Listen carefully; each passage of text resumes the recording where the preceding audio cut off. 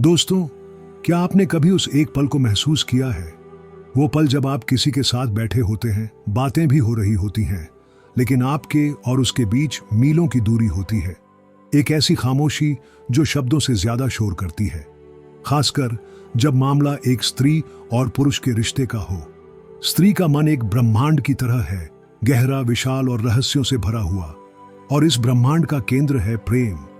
जब एक स्त्री प्रेम में होती है तो उसे कुछ कहने की जरूरत नहीं पड़ती। उसकी ऊर्जा, उसकी मुस्कान, उसकी आंखें, सब कुछ प्रेम की भाषा बोलता है।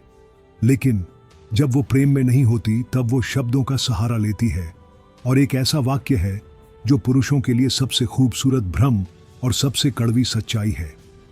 तुम बहुत अच्छे इंसान हो, लेकिन ओशो कहते हैं कि यह लेकिन ही वो दरवाजा है जिसे पुरुष अक्सर खोलने की कोशिश में अपनी पूरी जिंदगी बिता देता है, जबकि वो दरवाजा अंदर से बंद होता है। यह वाक्य एक सम्मानजनक विदाई है, प्रेम की स्वीकारोक्ति नहीं।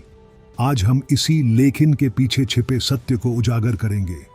हम जानेंगे कि स्त्री की ना को उसकी ऊर्जा में कैसे पढ़ें, न कि उसके शब्दों में। भाग 1, शब्दों का मायाजाल। जब कोई स्त्री कहती है तुम बहुत अच्छे हो, तो पुरुष का मन अच्छे शब्द पर अटक जाता है।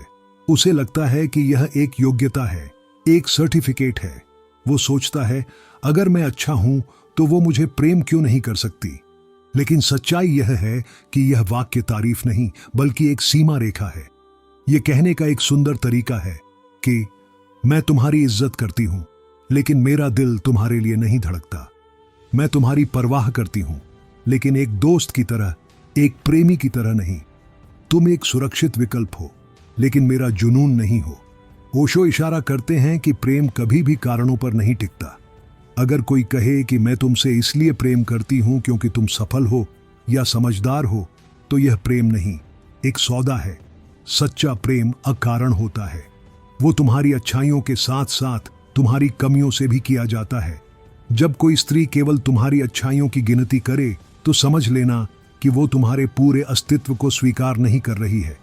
वो बस एक हिस्सा देख रही है, और यह एक संकेत है कि वो तुमसे भावनात्मक रूप से जुड़ नहीं पा रही है। भाग 2, ऊर्जा झूठ नहीं बोलती। शब्दों से परे एक दुनिया है, ऊर्जा की दुनिया। एक स्त्री जब प्रेम में नहीं होती तो उसकी ऊर्जा तुमसे दूर भागती है। इसे पहचानने के कुछ गहरे संकेत हैं। पहला संकेत, स्पर्श में ठंडापन। ओशो कहते हैं स्त्री जब प्रेम करती है तो पुरुष के स्पर्श में पिघल जाती है। उसका स्पर्श एक उत्सव बन जाता है। लेकिन जब प्रेम नहीं होता तो वही स्पर्श एक औपचारिकता होता है। अगर आपके छूने पर उसका शरीर सिहरने की बजाय कठोर हो जाता है, तो समझ लीजिए कि आत्मा अनुपस्थित है। शरीर वहां है, पर आत्मा ने अपनी आंखें बंद कर ली हैं। दूसरा संकेत, खोई हुई उपस्थिति। वो तुम्हारे साथ होगी, डिनर पर, बातों में, लेकिन उसकी आंखें कहीं और भटक रही होंगी। वो तुम्हारी बातें सुनेगी, सिर भी हिलाएगी, पर असल में वो अपने ही किसी ख्याल में गुम होगी। तुम उसके शरीर के पास बैठे होगे, लेकिन उसकी चेतना मीलों दूर किसी और दुनिया की यात्रा कर रही होगी। यह सबसे बड़ा संकेत है कि उसका वर्तमान तुम्हारे साथ नहीं है। तीसरा संकेत, भविष्य की बातों में तुम्हारी गैर मौजूदगी। जब वो अपने भविष्य की बात करेगी, अपने सपनों की, अपनी योजनाओं की, तो क्या वो उन योजनाओं में तुम्हें शामिल करती है, या वो हमेशा मैं की बात करती है, हम की नहीं। एक प्रेम करने वाली स्त्री स्वाभाविक रूप से अपने भविष्य में तुम्हें देखती है, लेकिन जो प्रेम नहीं करती वो तुम्हें अपने अतीत का एक अच्छा अध्याय मान सकती है, पर भविष्य का हिस्सा नहीं। चौथा संकेत, उसकी हंसी और मुस्कान का अंतर। क्या तुमने कभी उसकी हंसी पर ध्यान दिया है? क्या वो दिल से खिलखिलाती है या बस होठों से मुस्कुरा देती है? एक सच्ची हंसी आंखों तक पहुंचती है। एक औपचारिक मुस्कान सिर्फ चेहरे पर रह जाती है। वो मुस्कुरा रही है क्योंकि वो तुम्हें चोट नहीं पहुंचाना चाहती, इसलिए नहीं कि उसे तुम्हारी बातों में आनंद आ रहा है। भाग 3, उम्मीद का रेगिस्तान और पुरुष का भ्रम। इन सब संकेतों के बावजूद पुरुष अक्सर एक उम्मीद के रेगिस्तान में भटकता रहता है। उसे लगता है कि उसका प्रेम, उसकी कोशिशें, उसके तोहफे शायद एक दिन उस सूखी नदी में पानी ले आएंगे। वो और ज्यादा अच्छा बनने की कोशिश करता है और ज्यादा परवाह जताता है। लेकिन ओशो हमें चेताते हैं, प्रेम कोई सौदा नहीं है जिसे कोशिशों से जीता जा सके। प्रेम मजबूरी नहीं, एक सहज प्रवाह है। तुम किसी को प्रेम करने के लिए मजबूर नहीं कर सकते, ठीक वैसे ही जैसे तुम किसी फूल को जबरदस्ती खिला नहीं सकते। वो अपने समय पर ही खिलेगा, जब उसे सही मौसम और सही जमीन मिलेगी। तुम्हारा और ज्यादा अच्छा बनना उसे तुमसे प्रेम करने पर मजबूर नहीं करेगा, बल्कि वो खुद को और ज्यादा दोषी महसूस करेगी। उसे लगेगा कि तुम इतने अच्छे हो और वो फिर भी तुमसे प्रेम नहीं कर पा रही। यह स्थिति रिश्ते को और भी बोझिल बना देती है। कई बार स्त्री सुरक्षा, अकेलेपन के डर या सामाजिक दबाव के कारण रिश्ते में बनी रहती है, लेकिन यह एक मृत रिश्ता है। एक ऐसा रिश्ता जिसमें एक आत्मा कैद है और दूसरी आत्मा उम्मीद में बंधी है। ये दोनों के लिए एक धीमा झर है। भाग 4, मुक्ति का मार्ग, स्वीकार और धन्यवाद। तो फिर रास्ता क्या है? क्या करें जब आपको यह एहसास हो जाए कि आप एक ऐसे कुएं से पानी निकालने की कोशिश कर रहे हैं जो सूखा है? ओशो कहते हैं, प्रेम का सर्वोच्च रूप मुक्ति है। सच्चा प्रेम बांधता नहीं, आजाद करता है। जब कोई स्त्री तुमसे कहे तुम बहुत अच्छे हो, लेकिन तो नाराज होने या दुखी होने की बजाय एक पल रुको और उसकी ईमानदारी के लिए उसे मन ही मन धन्यवाद दो। उसने तुम्हें कड़वी ही सही पर सच्चाई दी है। उसने तुम्हें एक ऐसे झूठे रिश्ते की लंबी कैद से बचा लिया है जिसमें तुम अपनी ऊर्जा, अपना समय और अपना आत्मसम्मान खो देते। उसे जाने दो, उसे मुक्त कर दो। यह स्वीकार करना साहस का काम है। यह मानना कि तुम्हारा रास्ता यह नहीं है, तुम्हारी मंजिल कहीं और है। ओशो कहते हैं, जो तुम्हें नहीं चाहती उसके पीछे भागना आत्मघात है। अपनी ऊर्जा को अपनी आत्मा के पीछे लगाओ। अपने भीतर उस प्रेम को खोजो जो किसी दूसरे पर निर्भर नहीं है। जब तुम खुद से प्रेम करना सीख जाते हो तो तुम सही व्यक्ति को अपनी ओर आकर्षित करते हो। एक ऐसी स्त्री जो तुम्हारे मौन को भी समझेगी, तुम्हारे स्पर्श में पिघल जाएगी और तुम्हारी आंखों में अपना घर देखेगी। उसके जीवन में तुम्हारे लिए कोई लेकिन नहीं होगा, सिर्फ एक संपूर्ण हाँ होगी, आत्मा से, हृदय से, पूरे अस्तित्व से। दोस्तों, प्रेम में गिरना नहीं, प्रेम में उठना है। और उठने की पहली सीढ़ी है सच्चाई को स्वीकार करना। तो अगली बार जब कोई स्त्री तुमसे कहे तुम बहुत अच्छे हो, लेकिन तो मुस्कुराओ।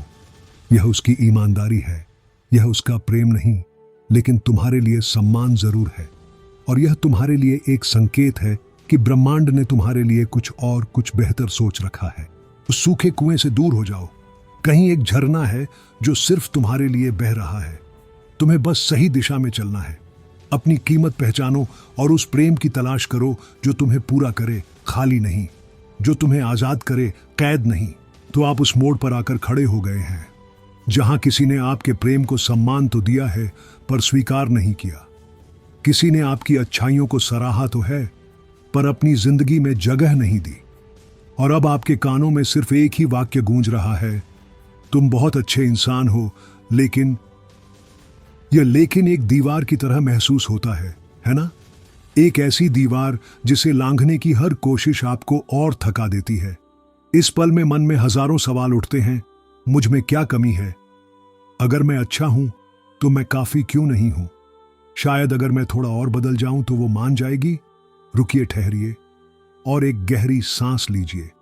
ओशो कहते हैं, जीवन का सबसे बड़ा ज्ञान पीड़ा से ही जन्म लेता है। और यह जो पीड़ा आपको अभी महसूस हो रही है, यह एक बहुत बड़े सत्य का दरवाजा खोल रही है अगर आप इसे खोलने का साहस करें। सबसे पहले यह समझिए कि यह आपका अपमान नहीं है, यह आपकी हार नहीं है, यह उस स्त्री की ईमानदारी है। और ईमानदारी चाहे कितनी भी कड़वी क्यों ना हो, एक तोहफा होती है। उसने आपको एक ऐसे भ्रम में जीने से बचा लिया जहां आप सालों तक अपनी ऊर्जा, अपना आत्मसम्मान और अपना समय एक ऐसे रिश्ते में निवेश करते रहते जिसका कोई भविष्य नहीं था। उसने आपको एक झूठी उम्मीद के धीमे जहर से बचाया है। कल्पना कीजिए, आप एक बंद दरवाजे पर बरसों से एक गलत चाबी लगा रहे हैं।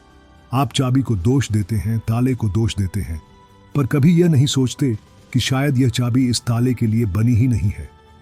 उस स्त्री ने आपको सिर्फ इतना बताया है कि आप गलत दरवाजे पर हैं। इसमें न तो चाबी की कोई गलती है न ताले की, बस उनका मेल नहीं है। अब आपके पास दो रास्ते हैं, या तो आप उसी बंद दरवाजे के सामने बैठकर रोते रहें, या फिर उस चाबी को अपनी जेब में रखकर एक नए रास्ते पर निकल पड़े, उस ताले की खोज में जिसके लिए यह चाबी बनी है। ओशो हमें भीतर की ओर मुड़ने का इशारा करते हैं। वो कहते हैं, प्रेम को खोजने की बजाय प्रेम बन जाओ। जब तक आप खाली रहेंगे, आप दूसरों से अपने खालीपन को भरने की उम्मीद करते रहेंगे। आप एक भिक्षुक की तरह प्रेम मांगते रहेंगे, और भिक्षुक को जो मिलता है वो अक्सर दया होती है, प्रेम नहीं। यह जो अस्वीकृति आपको मिली है, यह एक आईना है। यह स्त्री आपको एक आईना दिखा रही है जिसमें आपको अपनी ही तस्वीर देखनी है। क्या आप खुद से प्रेम करते हैं? क्या आप अपने अकेलेपन में भी खुश रह सकते हैं?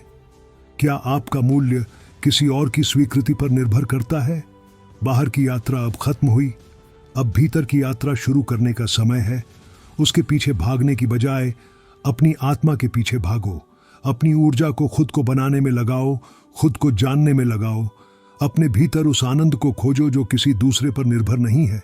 ध्यान करो, मौन रहो, अपनी रचनात्मकता को जगाओ। एक सम्राट बनो, भिक्षुक नहीं। एक ऐसा सम्राट जो प्रेम बांटता है, मांगता नहीं। और चमत्कार तब होगा जब आप प्रेम से लबालब भर जाएंगे, जब आपको किसी और की जरूरत खुद को पूरा करने के लिए नहीं होगी। तब सही व्यक्ति आपके जीवन में आएगा। तब प्रेम एक जरूरत नहीं, एक उत्सव होगा।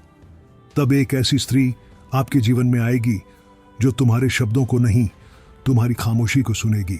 जो तुम्हारे स्पर्श से इसलिए नहीं कांपेगी कि उसे असहज महसूस हो रहा है, बल्कि इसलिए कांपेगी क्योंकि उसकी आत्मा तुम्हारे स्पर्श में नृत्य करने लगेगी। वो तुम्हारी अच्छाइयों की लिस्ट नहीं बनाएगी, वो तुम्हारी आत्मा के हर अंधेरे और उजाले कोने को अपनाएगी।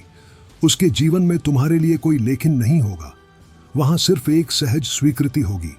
एक ऐसा मौन होगा जिसमें दो आत्माएं एक हो जाएंगी। वो रिश्ता एक संघर्ष नहीं, एक नृत्य होगा। एक बोझ नहीं, एक आजादी होगी। तो दोस्तों, अगर आज आपका दिल टूटा है तो इसे टूटने दीजिए, क्योंकि ओशो कहते हैं दिल तभी टूटता है जब वो कठोर होता है, और टूटने के बाद ही उसके अंदर से रोशनी बाहर आ सकती है। यह टूटना एक अंत नहीं, एक शुरुआत है। एक ज्यादा प्रामाणिक, ज्यादा गहरे और ज्यादा सच्चे जीवन की शुरुआत। उसे धन्यवाद कहो और अपने रास्ते पर आगे बढ़ जाओ, क्योंकि तुम्हारा रास्ता किसी के पीछे नहीं, तुम्हारे भीतर जाता है। और वहीं उसी भीतर के अंतहीन आकाश में सच्चा प्रेम तुम्हारी प्रतीक्षा कर रहा है।